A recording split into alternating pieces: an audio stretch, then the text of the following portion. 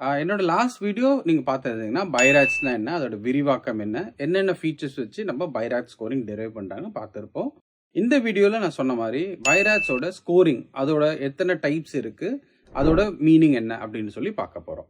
So பைராட்ஸ் scoring பார்த்தீங்கன்னா, மொத்தம் 6 category இருக்கு. 1 to 6. இது போக பைராட் 0 அப்படின்னு ஒரு கேட்டகரி இருக்குங்க. ஸோ பைராட் 0 எப்போ நம்ம கொடுப்போம்னா, நம்ம அந்த மேமோகிராம் ஃபைண்டிங் வந்து ரொம்ப கிளியரா இல்ல. ஆர் நம்மளுக்கு அடிஷ்னல் இன்வெஸ்டிகேஷன் தேவைப்படுது. அது பைராட் 0. பைராட்ஸ் 1ன்றது நார்மல் பிரெஸ்ட் டிஷ்யூ. ஒரு லீஷனுமே அதுல கிடையாது. பைராட்ஸ் 2ன்றது பினைன். அதாவது அதுல கொஞ்சம் ஃபைண்டிங்ஸ் இருக்கு. பட் இது கண்டிப்பா கேன்சர் கிடையாது. அடுத்து பார்த்தீங்கன்னா பைராட்ஸ் 3. இது ப்ராபப்ளி பினைன். அதாவது அதுல ஃபைண்டிங்ஸ் இருக்கு. பட் ஆனா வந்து இது வந்து கேன்சரா இருக்கிறதுக்கு சான்சஸ் வந்து ரொம்ப ரொம்ப கம்மி. ஸோ அமெரிக்கன் கேன்சர் சொசைட்டி என்ன சொல்றாங்கன்னா, இந்த மாதிரி லீஷன்ஸ் வந்து லெஸ் தென் 2% தான் கேன்சரா மாறதுக்கு வாய்ப்பு இருக்குன்னு சொல்லியிருக்காங்க.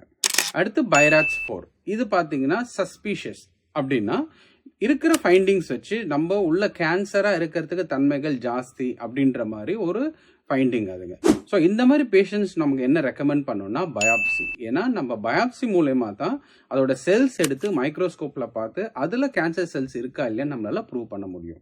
Next BIRADS 5 highly suspicious of malignancy. இதுக்கும் நாங்கள் பயாப்சி தான் ரெக்கமெண்ட் பண்ணுவோங்க.